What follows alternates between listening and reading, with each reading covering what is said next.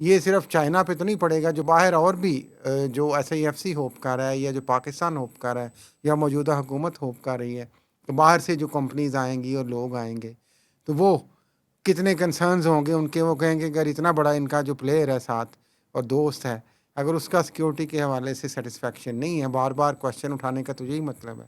ایک بات اور بھی ہے سر، یہ جو لاسٹ وزٹ پرائم منسٹر کا ہوا تھا، جی اس میں ایک ایکشن پلان 2025 سے 2029 تک جی کا ایک پلان جو ہے، جس کو وہ CPEC 2 کہہ رہے ہیں، جس کی پرائم منسٹر 26 سپٹمبر کو باقاعدہ لانچ بھی کریں گے.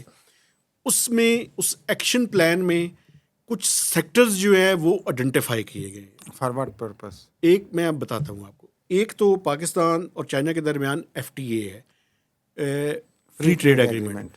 اس کے تحت کچھ اس کی چیزوں کو ہمیں بہتر کرنے کی ضرورت ہے، اور پاکستان یہ چاہتا ہے کہ ہم اپنی وہاں پہ ٹریڈ کو بڑھائیں. خواہش وش لسٹ اس میں ٹورزم ہے، اس میں میڈیا کے اندر کوپریشن کی باتیں ہیں، اس کے اندر ٹورزم کے اندر کوپریشن کی باتیں، اس میں ڈیفنس کے اندر اور سیٹلائٹ کا جو اسپیس کا ہے اس کے اندر کوپریشن کی باتیں ہیں. وہ آلریڈی بھی چل رہا ہے. ہاں جی. تو یہ وہ ایریاز ہیں جو ہم نے آئیڈینٹیفائی کیے ہیں. اور اس میں آپ کو ایک اور بتاؤں، ایگریکلچر سیکٹر یہ ایک میجر اس کے اندر ہے.